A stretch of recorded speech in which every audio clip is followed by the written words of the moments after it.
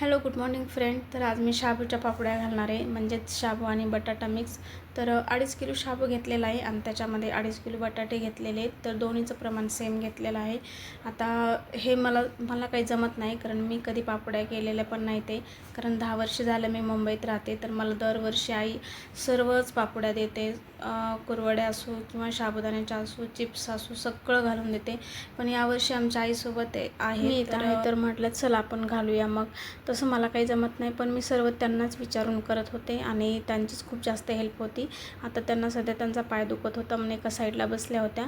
तर हे ना किती 2.5 किलो बटाटे घेतलेले आहेत. तर ते त्याची तयारी मी ऑलरेडी सकाळीच करून ठेवलेली होती. शाबू हा रात्रीच आईने भिजू टाकलेला होता आणि मग सकाळी उठल्यानंतर बटाटे असे स्वच्छ धुवून ते खिसून घेतले आणि त्याच्यामध्ये म्हणजे पाण्यामध्येच ठेवले ते खिसून, कारण ते लाल वगैरे पडू नये म्हणून. आणि मग आता इकडे आईने तोपर्यंत पाणी ठेवलं होतं, म्हणजे उकळायला वगैरे आधण ठेवलं होतं एक पातेलभर, आणि त्यातलं साईडला पण काढून ठेवलेलं, कारण म्हणजे एकदाच जर टाकलं तर परत ते डबल जर गरज पडली आपल्याला तर आधणासाठी, त्याच्यामुळे मग ते काढून ठेवलेलं. तर मग मी इथे ना म्हणजे अंदाजे सर्व वस्तू टाकलेले आहेत, असं मोजून मापून काही नाही, कारण हे आईला ते अंदाज जमतो, त्यांनाच अंदाज जमतो म्हणून त्यांनी अंदाजेच मला पण सांगितलेले. ते काही इतका शाबू आणि तितकं पाणी असं काही नाही आहे. फक्त 2.5 किलो शाबू, 2.5 किलो बटाटे आणि पाणी त्याच्यामध्ये पातेल्यावर ठेवलेले. तर ते त्या जसं सांगतील ना तसं मी करत होते. तर मस्त इथे ठेवलेले पाण्याला आता उकळी वगैरे येते आणि त्याच्यामध्ये बटाट्याचा खीस पण टाकलेला आहे, खिसून टाकलेला.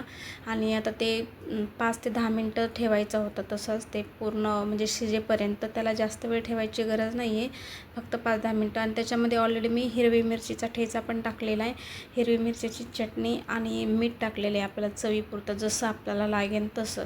आणि मग त्याच्यानंतर आता थोडंसं आई म्हटलं की थोडं उकळी येऊ दे. मग परातवर प्लेट ठेवलेली वरती आणि मग खळखळ अशी उकळी आली ना, मग त्याच्यामध्ये शाबू टाकायचा होता. तर इथे मस्त अशी उकळी आली, बटाट्याचा खीस पण मध्ये शिजून झालेला.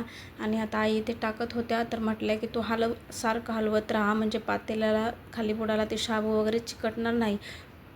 आता इकडून मी पडीनं हलवत होते आणि आई तिकडून शाबू टाकत होत्या. तर मग मस्त असा शाबू छान असा भिजलेला, रात्री त्यांनीच भिजू टाकलेला होता, खूप मस्त असा भिजलेला, एकदम मोकळा मोकळा सग झालेला. आणि आता पूर्ण शाबू टाकायचं आहे. तरी हे छोटं पातेलं असल्यामुळं ना 2 वेळेस ही प्रोसिजर करायची होती.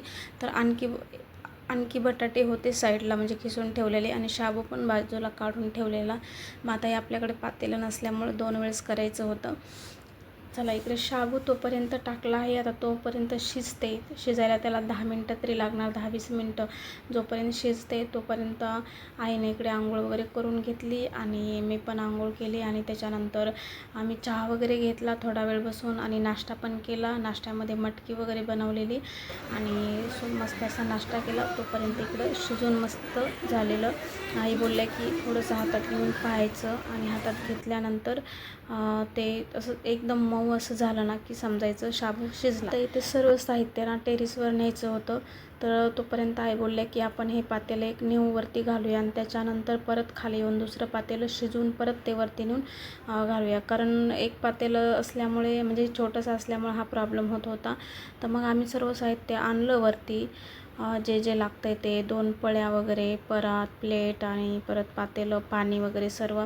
आणि मग त्याच्यानंतर इकडे अर्ध्या तरी घातल्या, पण ऊन खूप होतं बरं का, इतकं ऊन होतं ना, एकदम असं कडक ऊन होतं, असं थांबायची इच्छा पण होत नव्हती. पण म्हटलं आता चला, एवढं आपण करतोय, एवढ्या आई पण करतात, तर मग आपण आता उन्हात एक दिवस थांबायला काही प्रॉब्लेम नाही आहे. आणि हा एक केला तर वर्षभर आपल्याला होतातच खायला वगैरे. पण खरंच ना, आता ती आईनं घातल्यात मला म्हणून समजलं, एकदम खूप इजी असतात ह्या शाबूच्या पापड्या. आणि घालायला तर एवढे सोप्या असतात ना की आपण कसं पळीनं एक टाकलं की लगेच म्हणजे ती हलवायची पण गरज नाही, फिरवायची पण गरज नाही. दुसऱ्या पापड्यासारखी टाकली की बस एक एक पळीनं छोट्या छोट्या घालत होतो. एवढ्या लवकर झाल्या ना घालणं, आणि थोडं शिजवायलाच वेळ लागला, पण घालायला लवकर झाल्या, म्हणजे जास्त काही वेळ लागला नाही. जसं की आपण काटेकुंडळे वगैरे शाबू आणि बटाट्याचे जसे काटेकुंडळे करतो त्याला वेळ लागतो पिळायला वगैरे, तर तसं नाही आहे, ह्याला पटपट होऊन जातात. तर पटकन अशा लवकर घातल्या आम्ही. आणि त्यात माझ्या बाळाला स्कूलला सोडायचं होतं, त्याची पण तयारी करायची होती. तर मग त्याची तयारी पण केली. तो लवकर आवरून वरती आलेला आणि आता हे पापड्या वगैरे घालून झालं की त्याचा टिफिन वगैरे मी भरून ठेवलेला होता ऑलरेडी. मग त्याला सोडायचं होतं स्कूलला आणि तो पण वरती आलेला, म्हणत होता की मम्मी नाही मला पण घालू दे पापड्या, तू घालतेस तर मी पण घालतो.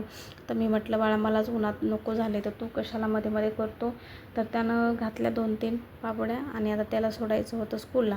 आणि मग स्कूलला सोडल्यानंतर तिकडून येताना आता वरती येऊन टेरेसवर तर असे पाखरं येतात ना, तुम्हाला माहीत असेल मुंबईला वगैरे खूप म्हणजे खूप पाखरं असतात, ते ठेवतच नाही. त्याच्यामुळे मग आईवरती बसल्या होत्या. पावसात भिजून आले म्हणायचे थोड्या खरोडा आणि बघितले किती सांगायचे भाज्या गावात बारा पावसात भिजून आलं भासल्या म्हणायला नाही तर असं बी घ्यायचं. आम्ही हर पापड्या भरायच्या त्या ओल्या करून खायच्या, थोडंसं पाणी टाकायचं पिलू ओल्या करून लय भारी लागायचं. भाजायचे कशाला पाणी टाकून खायचं, आम्हाला सवय होती. भाजायच्या आणि पाणी टाकायच्या आणि थोड्या ओल्या झाल्या नम झाल्यावर लय भारी लागायचं. आता मी पोळी डब्यात ठेवल्यावर नम होतात आता. पहिलं खरं आणि पहिलं जीवन लेकरं आहे का, काय जीवन जगले आमच्यासारखं नाही. खाणं भले हे नव्हतं खाल्लं पण तेच खाण्याची मजा होती. तर इथे ना आई लहानपणीच्या त्यांच्या मुलाच्या लहानपणीच्या गोष्टी सांगत होत्या पिल्लूला आणि मी पण लहानपण आम्ही जसं जगलो किती एन्जॉय केला ते सांगत होतो बरं का. तर तो ऐकून घेत होता आणि मस्त बाहेरून येताना ना स्कूलला सोडल्यानंतर बाळाला मजा की आई एकट्यावरी बसल्यात आणि मग आता एवढ्या उन्हाचं काय करायचं. मग आम्ही छोटीशी पार्टी केली, समोसे वगैरे आणलेलं आणि परत रस पण आणलेला उसाचा आणि मस्त असं बसून एन्जॉय केला आणि गप्पा मारल्या सगळ्यांनी, म्हणजे आम्ही तिघांनी. आणि पिलूला मी लहानपणीच्या गोष्टी वगैरे सांगत होते की आम्ही काय काय एन्जॉय केला, काय काय नाही हे केला. मग त्याच्यानंतर आई पण सांगत होत्या लहानपणी त्यांच्या मुलाच्या वगैरे, तर तो ऐकून घेत होता शांतपणे. तर आता इथे थोड्या वेळ आमच्या गप्पा वगैरे झाल्या, मला थोड्या वेळानं खाली जायचं होतं आणि मग आई इथेच थांबणार होत्या, मी बाकीचे कामं करणार होते आणि मग मला ड्युटीला पण जायचं होतं. तर तुम्हाला हा ब्लॉग कसा वाटला तर नक्की सांगा कमेंटमध्ये आणि व्हिडिओ आवडला असेल तर शेअर, लाईक आणि सबस्क्राईब करा. आणि ह्या फायनली ह्या अशा झाल्यात शाबूच्या पापड्या, तर कशा झाल्या त्या नक्की सांगा कमेंटमध्ये. Bye bye.